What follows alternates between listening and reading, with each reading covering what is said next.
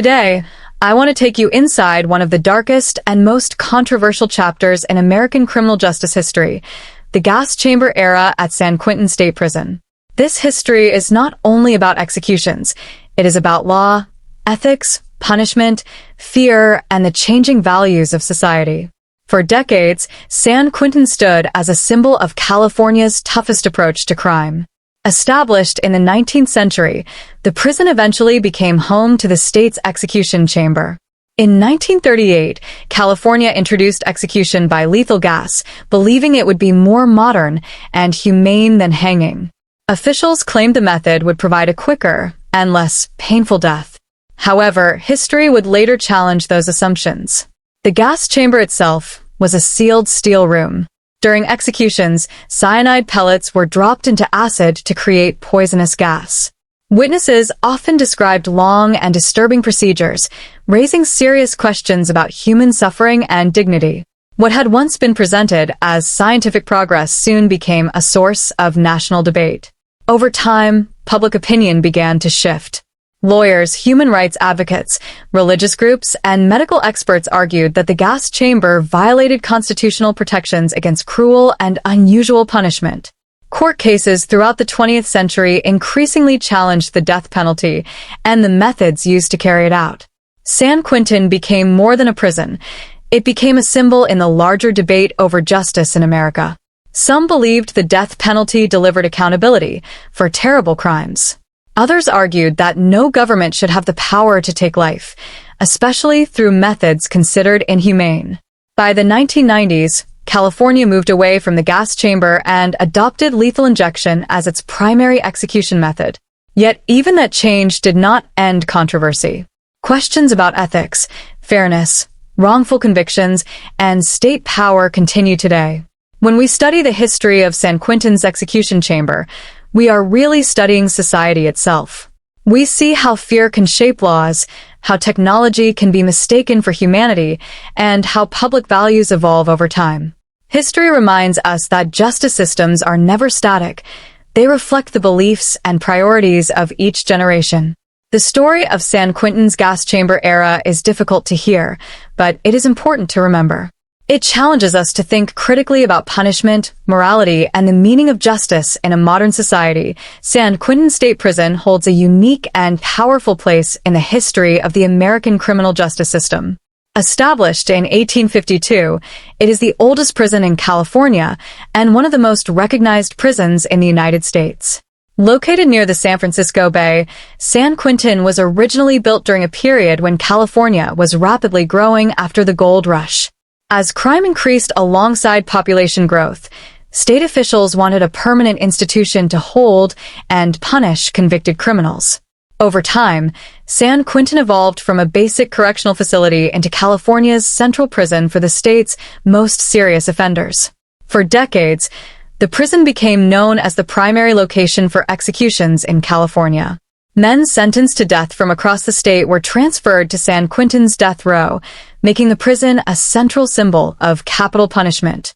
Because of this role, San Quentin gained national attention not only as a prison but also as a place deeply connected to debates about law, punishment, and state authority.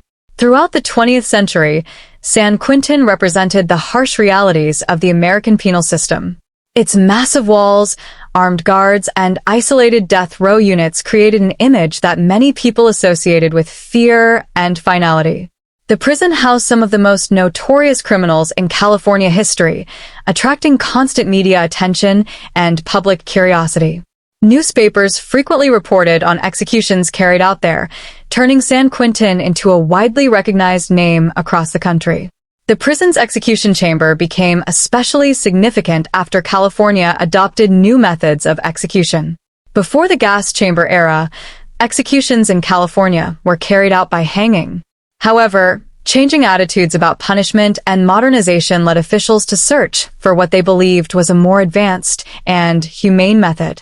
This decision ultimately transformed San Quentin into the center of California's lethal gas executions.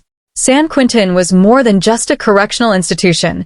It became a reflection of society's attitudes toward crime and punishment during different historical periods. During times when public fear of violent crime increased, support for strict punishments and executions also grew. Politicians often used tough-on-crime policies to gain public approval, and San Quentin symbolized the enforcement of those policies. At the same time, critics argued that the prison represented deeper problems within the justice system, including inequality, harsh prison conditions, and ethical concerns surrounding the death penalty. The prison also played an important cultural role in American society. Documentaries, books, films, and news reports frequently portrayed San Quentin as one of the nation's most infamous prisons. Its reputation extended far beyond California, becoming internationally recognized as a symbol of America's use of capital punishment. For many people, the name San Quentin immediately brought to mind images of death row and executions. As legal battles over the death penalty intensified in the late 20th century, San Quentin remained at the center of national discussions about constitutional rights and human dignity. Court cases challenging execution methods often focused directly on conditions and procedures inside the prison.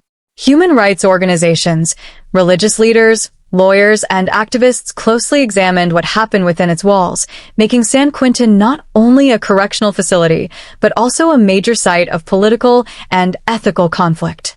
The historical role of San Quentin therefore extends beyond its physical structure. It represents changing ideas about justice, punishment, government power, and human rights in American history. In 1938, California officially introduced execution by lethal gas, marking a major turning point in the history of capital punishment in the state. This decision reflected a broader national trend during the early 20th century, when many states began searching for execution methods they believed were more modern, scientific, and humane than traditional hanging. At the time, hanging had become heavily criticized because execution sometimes went wrong, leading to prolonged suffering, decapitations, or public outrage. Government officials and prison authorities wanted a method that appeared more controlled and less visibly violent. California selected San Quentin State Prison as the location for the state's new execution chamber. The prison was already the center of California's death penalty system, making it the logical place to construct a specialized chamber for lethal gas executions. The creation of the gas chamber represented an effort to combine punishment with what officials considered scientific efficiency. During this period, advances in chemistry and industrial technology influenced many areas of society, and some policymakers believed these scientific developments could also transform executions into a more civilized process. The gas chamber itself was designed as a sealed metal room equipped with restraints and viewing windows for witnesses. The condemned prisoner would be strapped into a chair inside the airtight chamber. Beneath the chair was a container holding sulfuric acid. At the beginning of the execution, cyanide pellets would be dropped into the acid, triggering a chemical reaction that released deadly hydrogen cyanide gas. Prison officials believed the prisoner would quickly lose consciousness and die within minutes. When the gas chamber was first introduced, supporters described it as a major humanitarian improvement over older execution methods. Newspapers and government officials often promoted the idea that death by gas would be painless and instantaneous. The language used at the time reflected society's growing faith in science and technology. Many Americans during the 1930s viewed technological progress as a sign of modernization, and this mindset influenced how executions were discussed. Rather than seeing the gas chamber as brutal, some people considered it evidence that society was becoming more advanced and orderly. California's first execution by lethal gas took place in 1938 at San Quentin. The event attracted widespread public attention because it represented the beginning of a completely new era in state executions. Reports from witnesses and journalists described the unusual atmosphere surrounding the chamber. Unlike hangings, which involved visible physical force, the gas chamber relied on invisible chemical reactions, giving the process a cold and mechanical appearance. This difference made the execution seem highly modern to many observers at the time. However, the reality inside the chamber often differed from official promises. Although authorities claimed death would occur quickly, witnesses sometimes reported visible suffering. Prisoners were seen coughing, convulsing, struggling to breathe, or remaining conscious for longer than expected. These disturbing observations gradually weakened public confidence in the gas chamber's supposed humanity. What had originally been introduced as a cleaner and more efficient method increasingly became associated with pain and controversy. The introduction of lethal gas also reflected the social and political atmosphere of the 1930s. During this era, governments placed strong trust in institutions, scientific management, and technological solutions to social problems. Crime and punishment were often approached through systems designed to appear rational and controlled. The gas chamber fit into this mindset because it transformed executions into carefully planned procedures managed by chemicals and machinery rather than ropes or firing squads. As the years passed, the gas chamber became one of the most recognized features of San Quentin. It symbolized California's attempt to modernize capital punishment while also exposing the ethical contradictions of state executions. The chamber drew increasing criticism from lawyers, journalists, religious groups, and human rights advocates who questioned whether any execution method could truly be humane. These concerns would eventually lead to legal challenges and debates that reshaped California's death penalty system for decades afterward. The gas chamber at San Quentin State Prison was designed as a carefully controlled execution system that relied on deadly chemical reactions rather than physical force. To prison officials during the early and mid-20th century, the chamber represented a technological approach to capital punishment. Everything inside the room was arranged with precision, from the airtight steel walls to the mechanisms used to release poisonous gas. The process was intended to appear organized, scientific, and efficient, reflecting society's growing faith in modern technology during that era. The chamber itself was usually described as a small sealed room made of heavy steel. Inside was a specially designed chair where the condemned prisoner would sit during the execution. The chair included straps around the arms, chest, waist, and legs to prevent movement. Nearby were observation windows that allowed prison officials, doctors, journalists, and selected witnesses to observe the procedure from outside the chamber. These windows reinforced the formal and official nature of the execution process, turning it into a state-controlled event carried out under strict supervision. Before the execution began, prison staff carefully prepared the chamber. A container beneath the prisoner's chair held sulfuric acid and other chemicals. At the proper moment, cyanide pellets would be mechanically dropped into the acid. This triggered a chemical reaction that produced hydrogen cyanide gas, an extremely poisonous substance capable of killing within minutes if inhaled in sufficient quantities. Once the gas filled the chamber, the prisoner was instructed to breathe deeply in order to lose consciousness faster. Officials believed that deeper breathing would cause the gas to enter the bloodstream more quickly and reduce suffering. However, many prisoners instinctively try to hold their breath or resist inhaling the deadly fumes, which often prolonged the execution. Witnesses sometimes described visible panic, coughing, muscle spasms, or convulsions as prisoners struggled against the effects of the poison. Hydrogen cyanide gas attacks the body by preventing cells from using oxygen properly. Even though oxygen may still be present in the lungs and bloodstream, the body's tissues become unable to process it. This leads to rapid organ failure, unconsciousness, and eventually death. In theory, prison authorities believed the process would be swift and relatively painless. In practice, however, many executions lasted far longer than expected. Some prisoners reportedly remained conscious for several minutes while showing signs of severe distress. The atmosphere inside and around the chamber was extremely tense during executions. Witnesses described the room as silent except for the sounds coming from the condemned prisoner. Doctors monitored the prisoner through observation windows while prison staff waited for confirmation of death. Because the gas was highly toxic, safety procedures were considered essential. After the execution, prison personnel could not immediately enter the chamber. Instead, ventilation systems were activated to remove the poisonous fumes before workers wearing protective equipment entered to clean the room and remove the body. The chamber's design reflected the era's belief that executions could be managed through science and engineering. Unlike hanging or firing squads, which involved visible physical violence, the gas chamber appeared mechanical and clinical. This image helped officials present the process as modern and humane.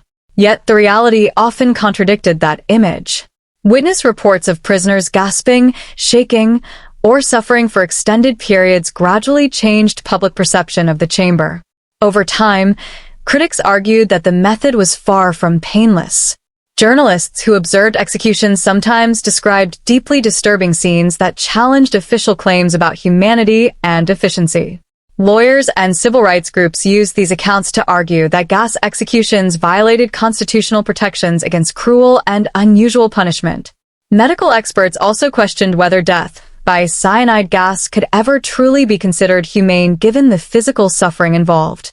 The operation of the gas chamber became one of the most controversial aspects of California's death penalty system.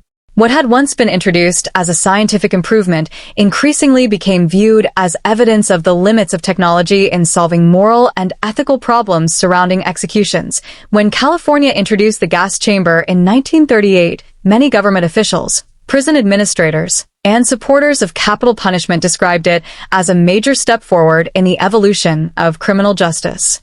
During the early 20th century, American society was experiencing rapid technological and scientific advancement. New inventions, industrial growth, and medical discoveries created widespread public confidence in science as a solution to many social problems. This belief strongly influenced the way executions were viewed, leading many authorities to argue that modern technology could make the death penalty more efficient, orderly, and humane. At the center of this idea was the belief that older methods of execution, especially hanging, were outdated and barbaric. Hangings had long been associated with gruesome accidents and public horror. In some cases, prisoners suffered slow deaths due to strangulation rather than instant neck fractures. Other executions resulted in visible physical injuries that shocked witnesses and generated negative media attention. Because of these problems, officials began searching for alternatives that would appear cleaner and less violent. The gas chamber emerged from this search as a symbol of scientific progress. Supporters claimed that lethal gas would eliminate the brutality associated with hanging by replacing ropes and physical force with chemicals and controlled procedures. The process was presented as clinical and precise, similar to a medical operation rather than a public spectacle. Officials argued that the condemned prisoner would quietly lose consciousness within moments and die painlessly. This image helped create the impression that executions could become more civilized through technology. At San Quentin State Prison, the construction of the gas chamber reflected these modern ideals. The chamber's steel structure, airtight doors, chemical systems, and observation windows gave it an appearance of technical sophistication. Unlike older execution methods, which relied heavily on human strength or manual procedures, the gas chamber seemed controlled by machinery and science. To many people during that era, this mechanical precision symbolized progress and professionalism within the justice system. The language used by newspapers and public officials also reinforced the idea of modernization. Reports often described lethal gas as advanced, efficient, or humane. Some supporters even compared the process to medical anesthesia, claiming that unconsciousness would occur rapidly and peacefully. These descriptions were important because governments wanted to maintain public confidence in the death penalty while reducing criticism about cruelty. The belief in modern punishment was also connected to changing attitudes about government authority. During the early 1900s, many institutions embraced scientific management and standardized procedures. Factories, hospitals, schools, and prisons increasingly relied on systems designed to maximize order and efficiency. The gas chamber fit this broader cultural trend because it transformed executions into carefully regulated operations controlled by trained officials and technical procedures. However, the promise of humane execution quickly faced challenges. Witnesses who observed gas chamber executions often reported disturbing scenes that conflicted with official claims. Instead of dying instantly and peacefully, some prisoners appeared to suffer intense physical pain. Reports described inmates coughing violently, gasping for air, shaking uncontrollably, or struggling against restraints for several minutes before losing consciousness. These accounts weakened the public image of the gas chamber as a painless scientific solution. As media coverage expanded, many Americans began questioning whether technology could truly make executions humane. Critics argued that the state was simply replacing one form of violence with another while hiding brutality behind scientific language and machinery. Human rights advocates claimed that the clinical appearance of the chamber made executions seem less emotional, but did not eliminate suffering. Some observers believed the technology actually distanced society from the moral reality of taking human life. Medical experts also became involved in the debate.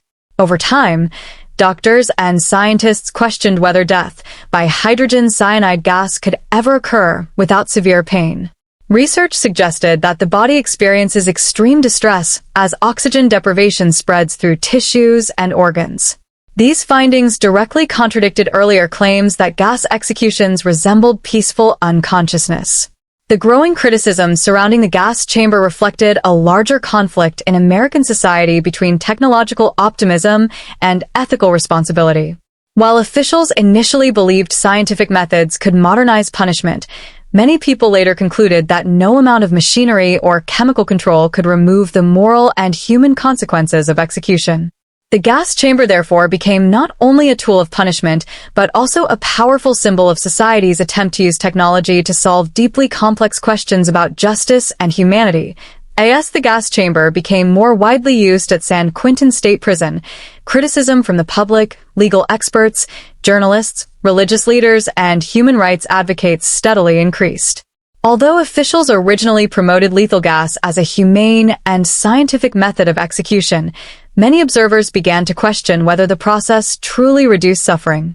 Over time, disturbing witness accounts, ethical concerns, and constitutional debates transformed the gas chamber into one of the most controversial symbols of capital punishment in American history. One of the strongest sources of criticism came from eyewitness reports of executions. Journalists and official witnesses who observed executions often described scenes that appeared far more painful and violent than the state had promised. Instead of quickly losing consciousness, some prisoners visibly struggled against the effects of the cyanide gas. Witnesses reported coughing, choking, shaking, gasping for air, and showing signs of panic as the poison spread through the chamber. In several executions, inmates remained conscious for extended periods, making the process appear slow and deeply distressing. These reports had a major impact on public opinion. Newspapers across California and the United States published detailed descriptions of executions, exposing readers to the grim reality inside the chamber. Many people who had once believed the gas chamber represented humane progress began to reconsider their views. The contrast between official promises and eyewitness testimony created growing skepticism about whether any execution method could truly be painless. Religious organizations also became increasingly vocal in their criticism. Many faith leaders argued that the death penalty itself violated moral and spiritual principles concerning the value of human life. For these groups, the gas chamber represented not justice, but a troubling example of society using technology to institutionalize death. Some religious critics believed the chamber dehumanized both the condemned prisoner and the society carrying out the execution. Human rights activists raised broader ethical concerns about dignity and state power. They argued that even convicted criminals retained basic human rights and should not be subjected to painful or degrading deaths. The image of prisoners dying alone in sealed steel chambers disturbed many observers, especially as details about physical suffering became more widely known. Activists questioned whether governments should possess the authority to carry out executions at all, particularly through methods that appeared medically and psychologically traumatic. Legal criticism of the gas chamber intensified during the second half of the 20th century. Lawyers challenging capital punishment focused heavily on the Eighth Amendment of the United States Constitution, which prohibits cruel and unusual punishment. They argued that executions involving visible suffering and prolonged distress violated constitutional protections. Court cases increasingly examined medical evidence, witness testimony, and scientific research concerning the effects of cyanide poisoning on the human body. One major issue in these legal challenges was the unpredictability of the execution process. Critics pointed out that different prisoners reacted differently to the gas, making it impossible to guarantee a quick or painless death. Some executions lasted much longer than officials expected, while others involved severe physical reactions that shocked witnesses. Lawyers argued that this unpredictability itself demonstrated the cruelty of the method. Medical experts also contributed to the debate. Physicians and toxicologists explained that hydrogen cyanide interrupts the body's ability to use oxygen, creating intense internal distress before death occurs. Scientific testimony suggested that prisoners could experience sensations similar to suffocation, panic, and severe pain while remaining conscious. These medical findings directly contradicted earlier claims that gas executions were calm and peaceful. The criticism surrounding the gas chamber reflected changing social attitudes during the 1960s, 1970s, and 1980s. During this period, civil rights movements and human rights campaigns encouraged Americans to question government authority and institutional practices more critically. Concerns about wrongful convictions, racial inequality in sentencing, and prison conditions also increased public scrutiny of the death penalty system as a whole. San Quentin's execution chamber became a central focus in these national debates because it represented both the physical reality and symbolic power of state executions. Television, documentaries, books, and investigative journalism further expanded awareness of the controversy. Stories about death row inmates and execution procedures reached wider audiences than ever before. For many people, the gas chamber came to symbolize the tension between justice and cruelty in the American legal system. Some continued to support capital punishment, believing it was necessary for severe crimes, while others saw the chamber as proof that executions inevitably involve suffering and moral conflict. As criticism intensified, courts increasingly pressured states to reconsider execution methods. Eventually, California moved away from the gas chamber in favor of lethal injection, which supporters claimed would be more humane. However, even this transition did not fully resolve the legal and ethical debates surrounding executions, because critics argued that changing the method did not eliminate the fundamental moral questions raised by the death penalty itself. The history of the gas chamber at San Quentin State Prison became deeply connected to the larger national debate over the death penalty in the United States. As executions continued throughout the 20th century, Americans became increasingly divided over whether capital punishment was morally justified, legally fair, or effective in reducing crime. San Quentin stood at the center of these arguments because it was not only California's primary execution site, but also one of the most recognized symbols of state punishment in the country. Supporters of the death penalty believed executions were necessary for justice and public safety. Many argued that individuals who committed extremely violent crimes deserved the harshest possible punishment. For these supporters, the death penalty represented accountability and protection for society. Some believed executions also served as a warning that could discourage future crimes. Families of murder victims sometimes viewed capital punishment as a form of closure or justice for the suffering they had endured. Politicians often supported tough-on-crime policies during periods of rising public fear about violence and criminal activity. Throughout different decades, especially during times of social unrest or increasing crime rates, political leaders used strong support for the death penalty to demonstrate firmness and authority. San Quentin's execution chamber became a visible symbol of the state's power to punish those convicted of the most serious offenses. However, opponents of the death penalty challenged these ideas from legal, moral, and social perspectives. Many critics argued that no government should have the authority to deliberately take human life, regardless of the crime committed. Religious leaders, philosophers, civil rights activists, and human rights organizations frequently described executions as morally wrong and incompatible with modern human rights principles. One of the most powerful arguments against the death penalty involved the possibility of wrongful convictions. As legal investigations and DNA evidence improved over time, cases emerged in which innocent individuals were found to have been wrongly convicted of serious crimes. These discoveries shocked the public and raised fears that innocent people could be executed before mistakes were discovered. Critics argued that, unlike imprisonment, execution is irreversible, making errors within the justice system especially dangerous. Racial and economic inequality also became major issues in the debate.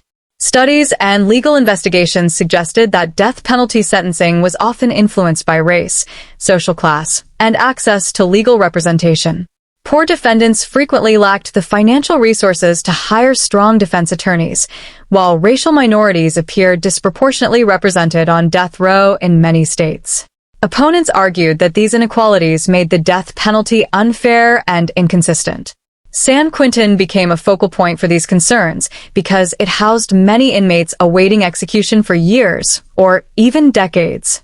Death row conditions themselves became controversial. Prisoners often lived in extreme isolation, spending most of their time confined to small cells under constant supervision. Critics claimed these conditions caused severe psychological suffering long before any execution took place. The gas chamber intensified moral concerns because it forced society to confront the visible reality of executions. Witness descriptions of prisoners struggling to breathe or showing signs of pain challenged official claims that executions could be humane. Many people began asking whether any method of execution could truly avoid cruelty. Even as states introduced newer methods such as lethal injection, the debate continued because critics argued that changing the technique did not solve the deeper ethical problem of state-sanctioned death. The courts played a major role in shaping the debate. Throughout the 20th century, legal challenges repeatedly reached the Supreme Court of the United States. Judges examined whether execution methods violated constitutional protections against cruel and unusual punishment. Some rulings temporarily halted executions, while others allowed states to continue under revised procedures. These legal battles reflected the nation's ongoing struggle to define justice, punishment, and constitutional rights. Public opinion about the death penalty shifted repeatedly over time. During certain periods, especially after highly publicized violent crimes, support for executions increased. In other periods, concerns about human rights, wrongful convictions, and racial injustice reduced public confidence in capital punishment. Media coverage, documentaries, books, and investigative journalism all influenced how Americans viewed the issue. San Quentin's execution chamber became more than just a physical location. It evolved into a national symbol representing the conflict between punishment and humanity, justice and morality, security and civil rights. For supporters, it represented society's determination to punish severe crimes. For opponents, it symbolized the dangers of allowing governments to control life and death through systems that could never be completely free from error, inequality, or suffering. To be why the late 20th century, California began moving away from the use of the gas chamber as criticism over execution methods intensified across the United States. The transition to lethal injection reflected changing public attitudes, growing legal pressure, and increasing concerns about whether death by cyanide gas violated constitutional protections against cruel and unusual punishment. At the center of this transition was San Quentin State Prison, where California's execution system had operated for decades. For many years, state officials had defended the gas chamber as a scientific and humane method of execution. However, repeated witness reports describing visible suffering during executions weakened public confidence in those claims. Accounts of inmates coughing, convulsing, struggling to breathe, or remaining conscious for several minutes created growing discomfort among both legal experts and the general public. Critics argued that these scenes demonstrated the painful nature of cyanide poisoning and showed that the gas chamber could not be considered humane. During the 1970s and 1980s, legal challenges against the gas chamber became increasingly serious. Defense attorneys and civil rights organizations argued that the method violated the Eighth Amendment of the United States Constitution, which prohibits cruel and unusual punishment. Courts began examining medical evidence concerning the effects of hydrogen cyanide gas on the human body. Scientific testimony suggested that prisoners could experience extreme pain, panic, and sensations similar to suffocation before death occurred. At the same time, several states across the country started searching for alternatives to older execution methods. Lethal injection emerged as the preferred replacement because it appeared more medical, controlled, and less visibly violent. Introduced in the United States during the late 1970s, lethal injection was presented as a procedure that would allow prisoners to die peacefully through a sequence of carefully administered drugs. Supporters argued that it resembled medical sedation rather than physical punishment, helping states maintain public support for capital punishment while reducing concerns about cruelty. California eventually adopted lethal injection as its primary execution method in the 1990s.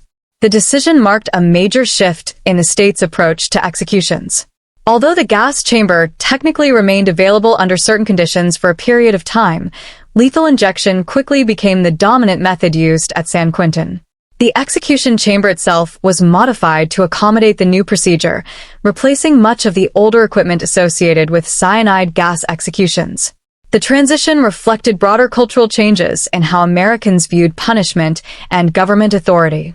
During earlier decades, many people had accepted visible and physically harsh forms of punishment as normal parts of the justice system. By the late 20th century, however, society increasingly expected state actions to appear regulated, controlled, and medically supervised. Lethal injection fit these expectations because it presented executions in a clinical environment involving intravenous lines, medical equipment, and carefully measured drugs. Despite this shift, the move to lethal injection did not end controversy surrounding capital punishment. Critics argued that the new methods simply changed the appearance of executions without addressing deeper ethical questions. Human rights organizations claimed that no execution method could truly eliminate suffering or guarantee dignity in death. Some medical professionals objected to the involvement of medical procedures in executions, arguing that it conflicted with the ethical responsibilities of healthcare workers. Legal challenges soon emerged against lethal injection itself. Lawyers questioned whether the drugs used during executions caused hidden pain or paralysis, while prisoners remained conscious.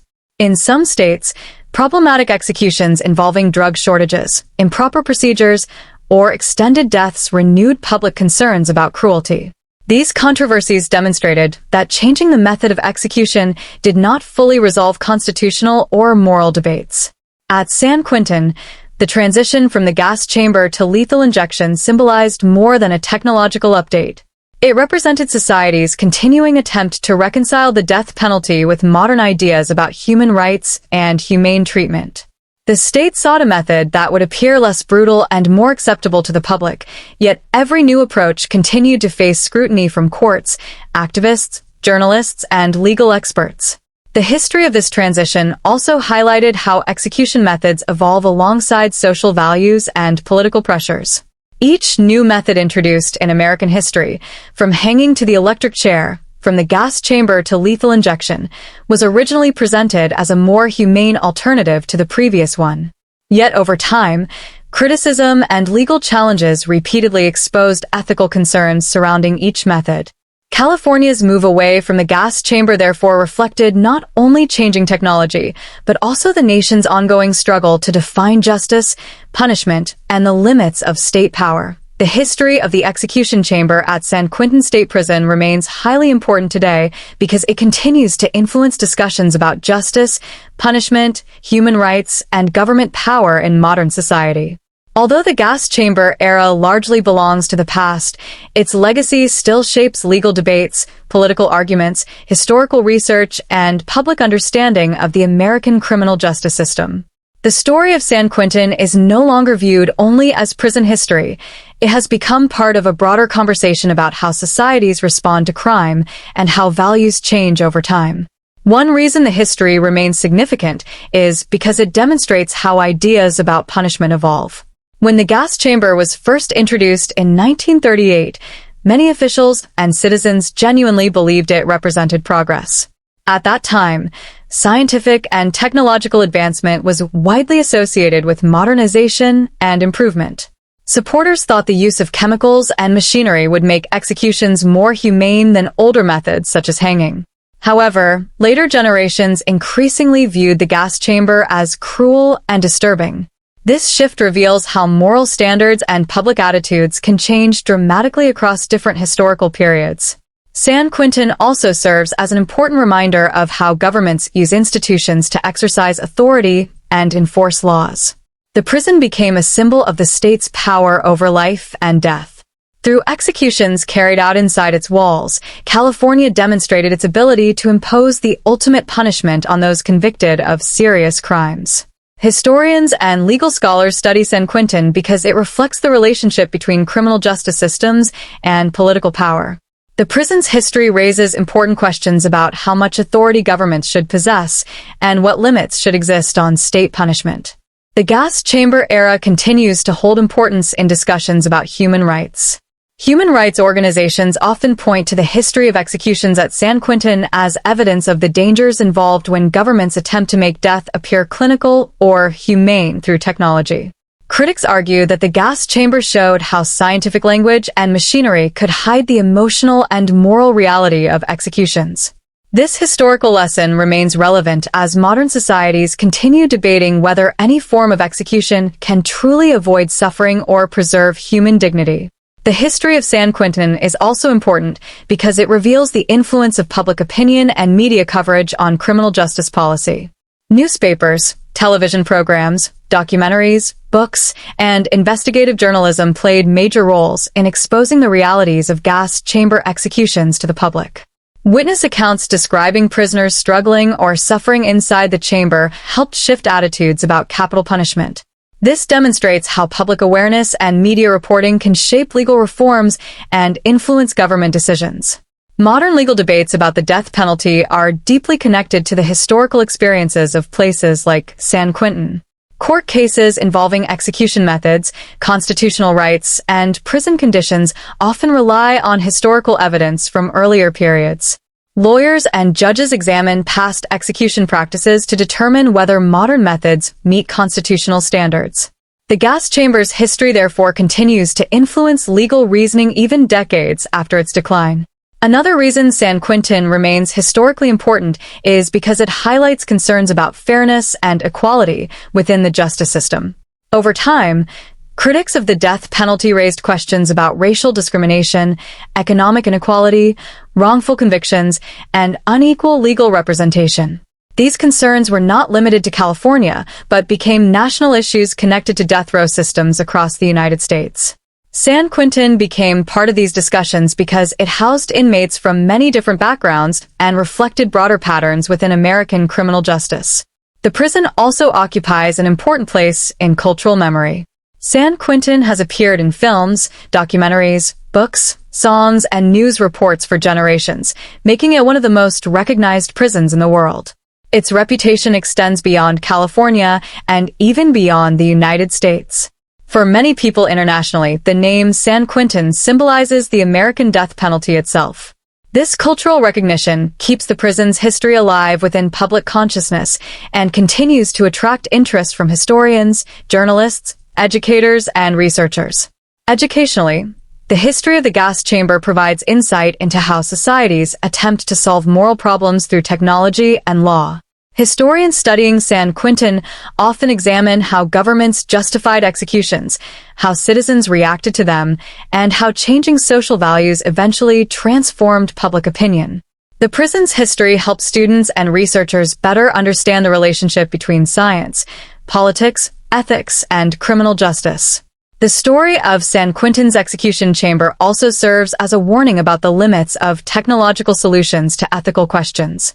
Each new execution method introduced throughout American history was originally presented as more humane than the previous one. Hanging was replaced by electrocution, electrocution by gas, and gas by lethal injection. Yet every method eventually faced criticism and legal challenges. This pattern suggests that technology alone cannot fully resolve moral conflicts surrounding state executions. Today, San Quentin's history continues to encourage reflection about justice, accountability, rehabilitation, and human dignity. Whether people support or oppose the death penalty, the prison's past remains an important part of understanding how criminal justice systems develop and how societies confront difficult moral decisions over time.